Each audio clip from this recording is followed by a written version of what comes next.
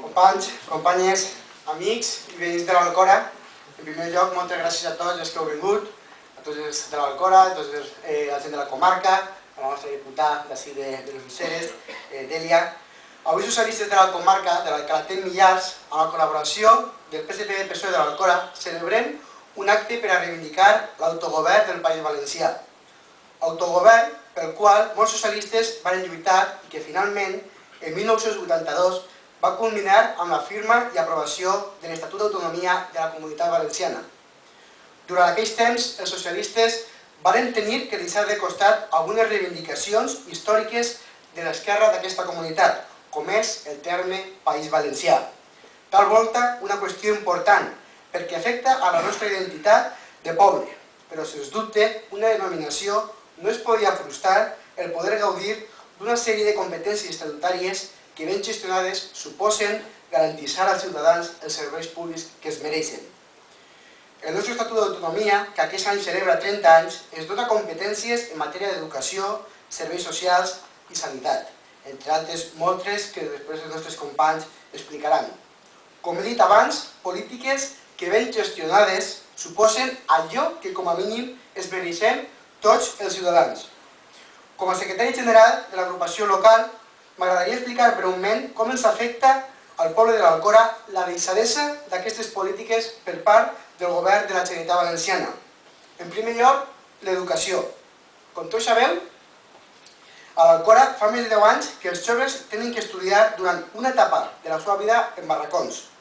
Avui podem dir que 10 generacions d'alcorins han estudiat en un barracó, és a dir, una aula prefabricada o en estiu te pots asfixiar i a l'hivern et quedes gelat com un cub. Davant aquest problema, la Generalitat Valenciana, governada pel Partit Popular des de fa 17 anys, mira cap a un altre lloc. En l'Alcora duen molts anys torejant a l'Ajuntament per a fer l'ampliació que ens permetrà poder estudiar en unes condicions dignes i del segle XXI. A aquest problema s'ha sumat un més, i és tenir a l'Alcora un govern del Partit Popular. En el passat plenari, l'alcaldessa mostrava un gran desconeixement dels problemes en matèria d'educació que té el poble de l'Alcora. Aquest desconeixement ens preocupa com a ciutadans, però ens preocupa encara més quan damunt el PP de l'Alcora tracta de justificar la política de retalls que està donant a terme el senyor Fabra i el senyor Rajoy.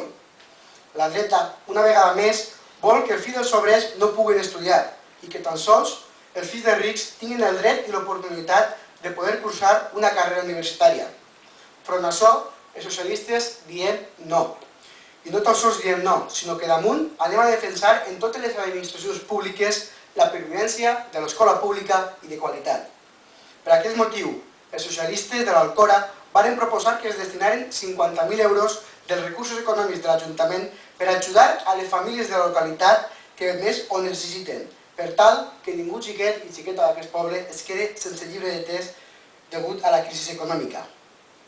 I avui aquestes ajudes són una realitat en el nostre poble, gràcies a la proposta, al treball, per haver presentat nosaltres les bases per a que l'Ajuntament tirarà endavant aquestes ajudes així a la nostra localitat. També m'agradaria recordar que al dia d'avui el pressupost municipal compta amb una partida pressupostària de 30.000 euros per ajudar als universitaris del nostre poble.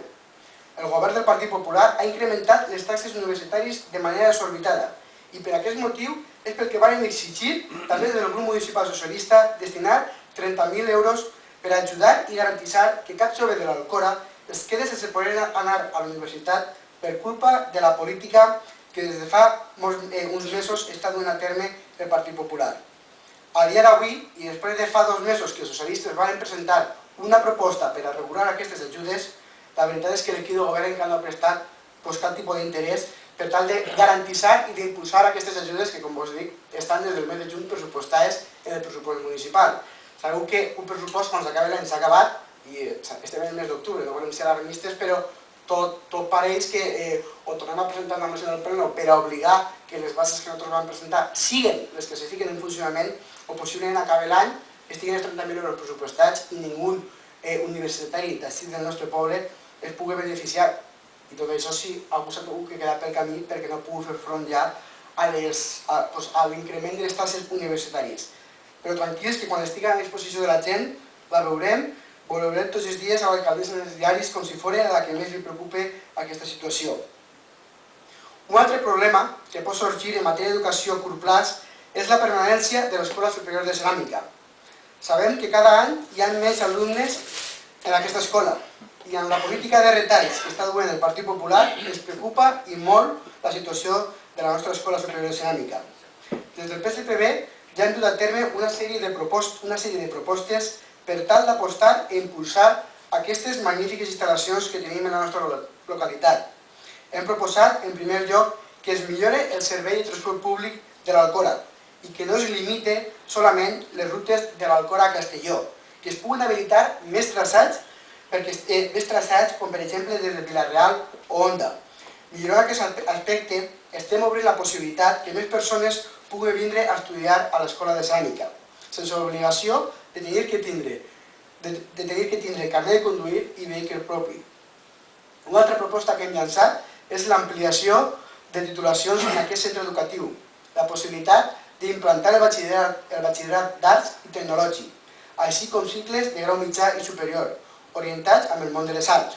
I per finalitzar, vam plantejar la possibilitat de coordinar des de l'Ajuntament junt amb l'Universitat Jaume I un pla de potenciació de la nostra Escola Superior de Ceràmica. En definitiva, propostes encaminades a impulsar, promoure, dinamitzar i garantir la permanència de l'escola en el nostre municipi. Malauradament, el Partit Popular de l'Alcora no es va recolzar en aquestes propostes. Per tant, la Conselleria d'Educació, estic quasi convençut, que haurà deixat en un calaix el treball dut a terme pel PSPB en benefici de l'educació del nostre municipi. Educació, com he dit abans, una matèria en la que la Generalitat Valenciana, mitjançant el nostre Estatut d'Autonomia, té plena competència, però també els serveis socials són competència de la Generalitat Valenciana, gràcies al nostre Estatut d'Autonomia. Què puc explicar dels serveis socials de l'Alcora? Doncs almenys dos detalls per a que sigueu tots coneixedors. El primer que teniu que saber és que el Departament de Serveis Socials de l'Alcora rep ajudes de la Generalitat Valenciana per oferir el consistori a aquests serveis que són competència autonòmica. Doncs a dia d'avui, la Generalitat es deu al poble de l'Alcora al voltant d'1 milió d'euros, del qual gran part prové dels diners que l'Ajuntament adelanta per poder garantir uns serveis socials de qualitat. Per tant, una altra deixadesa en compliment per part del govern de la Comunitat Valenciana. I en segon lloc, el centre de dia de l'Alcora. Com tots sabeu, finalitzat des de fa 3 anys i tancat a cal i canto. La Generalitat Valenciana tan sols té diners per a lo que vol, però des de luego que les seves prioritats no són per a res obrir aquestes instal·lacions. Això demostra, una vegada més, que al Partit Popular no li preocupen aquelles polítiques que afecten a les persones. A ells tan sols li preocupen les polítiques que els afecten a ells personalment.